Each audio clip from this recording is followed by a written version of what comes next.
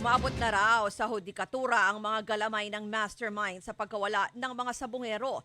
Yan ang pinaiimbestigahan ngayon ng Department of Justice katuwang ang Korte Suprema. Bukod dyan, meron din daw sangkot ng mga taga National Bureau of Investigation o NBI. Narito ang report ni Camille Samonte. Magkasangga ang Department of Justice at Supreme Court sa pagtuwid ng baluktot sa ating justice system. Sa meeting ni Justice Secretary Boying Remulla at Chief Justice Alexander Gesmundo, napag-usapan ang tungkol sa gumugulong ng investigasyon kaugnay sa mga hukumang naiimpluwensyahan ng mastermind sa missing sabongeros. We're always in agreement with regards to how to improve the justice system. And the Supreme Court is the best ally that we have for this. Sisiyasatin daw ang mga miyembro ng judiciary na posibleng may kinalaman at naglakad umano ng mga kaso ng negosyanteng si Atong Ang. Yung ibang behavior na inaano namin, na naharta namin, na hindi maganda para sa justice system.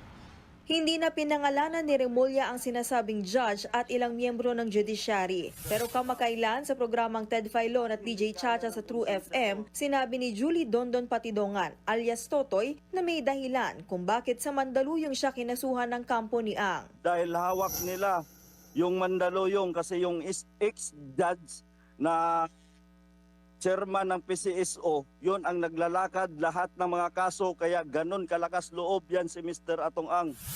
Walang binanggit na pangalan si alias Totoy pero isang retiradong judge ang kasalukuyang chairman ng Philippine Charity Sweepstakes Office na si Felix Reyes. Sa isang text message sa News 5, nauna nang itinanggi ni Reyes na may kinalaman siya kay Ang. Hindi raw niya kailanman tinulungan si Atong Ang sa anumang kaso nito. Parehong nag-a-apply para maging ombudsman sina Reyes at Remulla. Bukod dyan, inilaglag din ni alias Totoy ang ilang taga-National Bureau of Investigation o NBI na sangkot din umano sa missing sabongeros. Pero hindi pa matukoy kung sino sila dahil walang binibigay na pangalan si Totoy. Kung hindi niya alam ang pangalan, pwede kami magpa-line up kung sino yung mga iniisip niya na NBI na nakiki-ano dyan. Pero napaka-unfair na nahihila ang pangalan ng Bureau na hindi naman natutumbok kung sino particularly. Nagbabalita mula sa Frontline, Camille Samonte, News 5.